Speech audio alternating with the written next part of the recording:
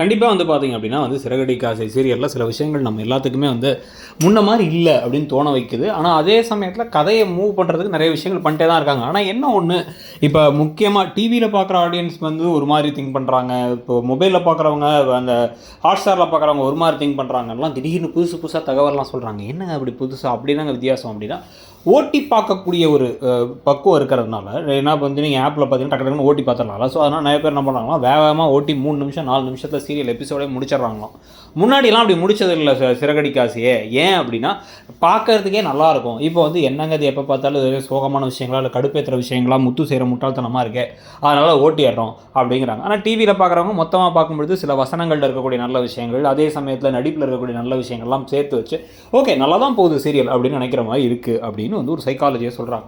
ஆனால் அதுக்கெல்லாம் ஏற்ற மாதிரி வந்து பார்த்திங்க அப்படின்னா வந்து இப்போ நான் ஹாட்ஸ்டாரில் பார்க்கும்பொழுது நமக்கே சில நேரம் ஓட்டி பார்த்துடலாமோன்னு தோன்றதுக்கான காரணம், திருப்பி இந்த குடியால் வந்த பிரச்சனைகள், அப்புறம் வந்து முன்கோபத்தால் வந்த பிரச்சனைகள், இப்படி மட்டுமே கதையை கொண்டு போயிட்டுருக்காங்களோ, கதையில் இப்போ அடுத்து என்ன பண்ணுறதுன்னு தெரியாமல் சில விஷயங்களை பண்ணுறாங்களோ அப்படின்னு தோண ஆரம்பிக்குது.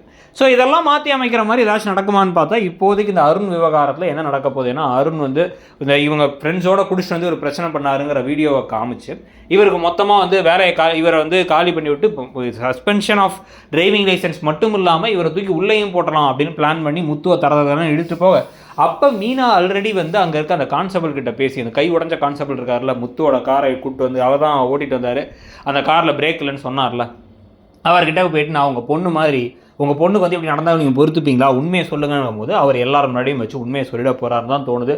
சொன்னால் இப்போ அருணுக்கு ஒரு ரொம்ப திட்டம் கிடச்சிடும். அருணுக்கு சஸ்பென்ஷன் திருப்பி கிடைக்கிறது கூட வாய்ப்புகள் இருக்குது. அதனால் முத்து தப்பிச்சு வர, இல்லை வந்து முத்து இந்த ஃப்ரெண்ட்ஸோடு போய் பிரச்சனை பண்ணதுக்கு வந்து கேஸ் போடாமல் நாங்கள் விட்டுறோம், இவர் பொய் கேஸுக்கு நீ கேஸ் போடாமல் விட்டுருன்னு வந்து பஞ்சாயத்து பேசி அனுப்ப. ஆனாலும் அருணுக்கு ஒரு பெரிய அவமானமானதுனால அருணும் இவரும் மாற்றி மாற்றி முட்டிக்கிறதும், அருண் வேணுனே பண்ணாருங்கிறதுனால ஒரு நேர்மை இல்லாதவர்னு சொல்லி முத்துவுக்கு ஒரு மனசில் ஒரு எண்ணம் விழ, இதுக்கப்புறம் தான் சீதா லவ் பண்ணுறது இவர் தான் அப்படின்னு தெரிய வரும்பொழுது கதை எப்படி போகுது அப்படிங்கிறத பார்க்க வேண்டியது இருக்குது. ஸோ நீங்கள் என்ன நினைக்கிறீங்க? நீங்கள் வந்து டிவியில் பார்க்குறீங்களா, இல்லை வந்து ஹாட்ஸ்டாரில் பார்க்குறீங்களா, இல்லை எப்படி பார்க்குறீங்க சீரியலை? ப்ளஸ் பார்க்கும்பொழுது ஓட்டி பார்க்குறீங்களா, இல்லை என்ன தோணுது அப்படிங்கிறதையும் சொல்லுங்கள். தேங்க்யூ.